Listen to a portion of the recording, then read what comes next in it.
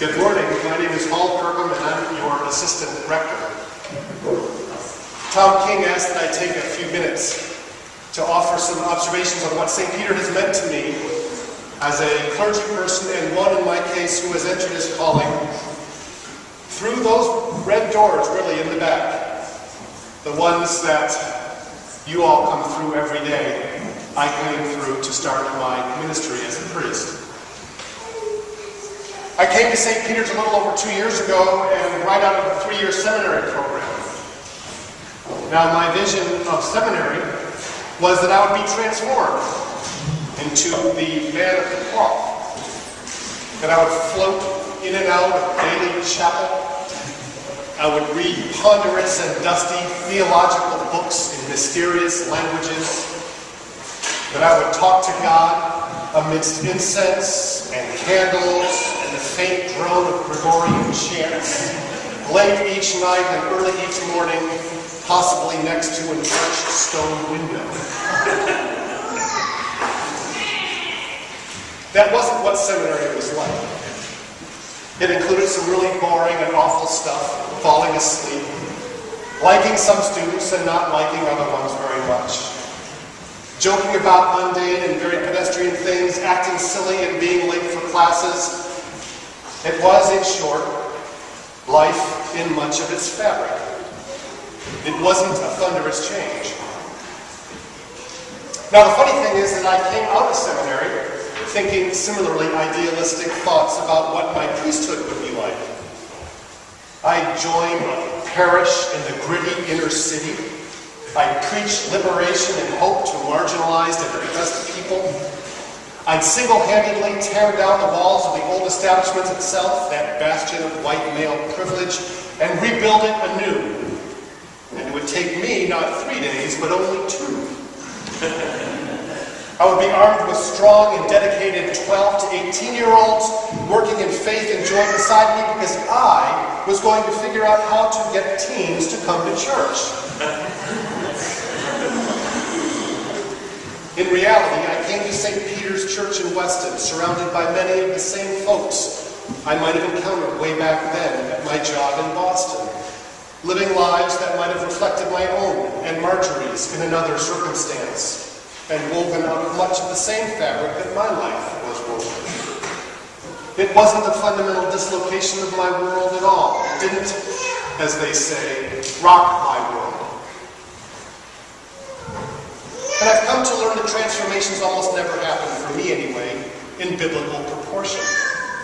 Transformation, for me, is retrospective.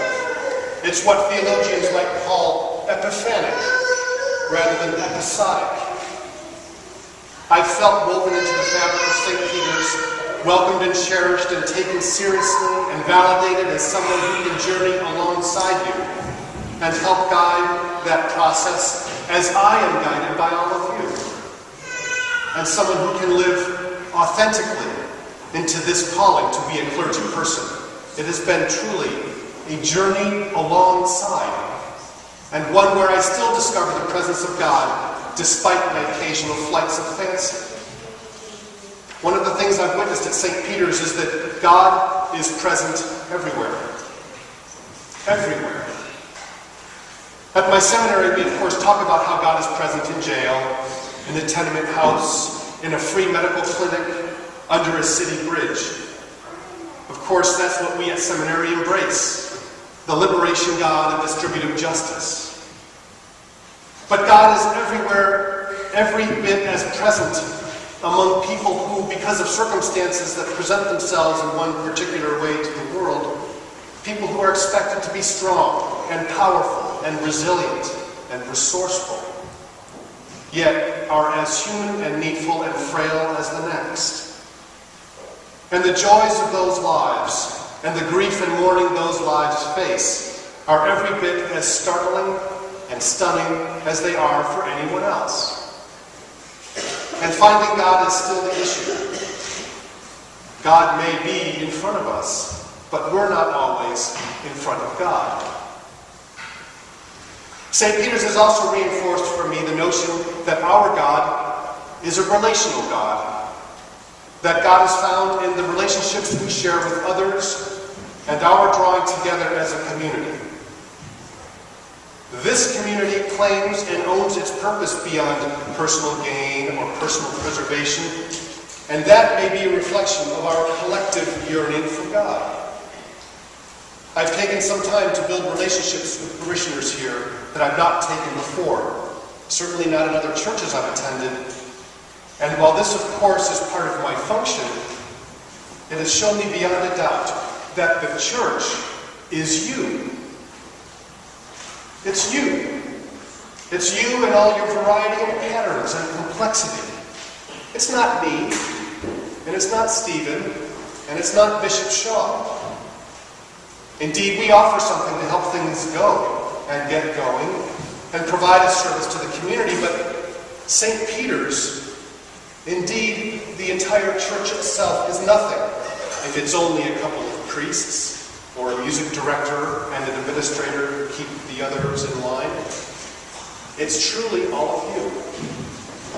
And I've not realized this before, because I've spent my life prior to this posting looking in from the outside. From where I sit now, here in front in this special seat with my little poncho, and as the assistant rector of this wonderful and challenging place, looking out from inside, I see what 2,000 years of Christian history has tried to create, and what human beings keep pushing down, bless their poor souls. I see hearts joined and beating together, not always loudly or smoothly, but together. And I see God's kingdom moving in flashes before me. And I'm grateful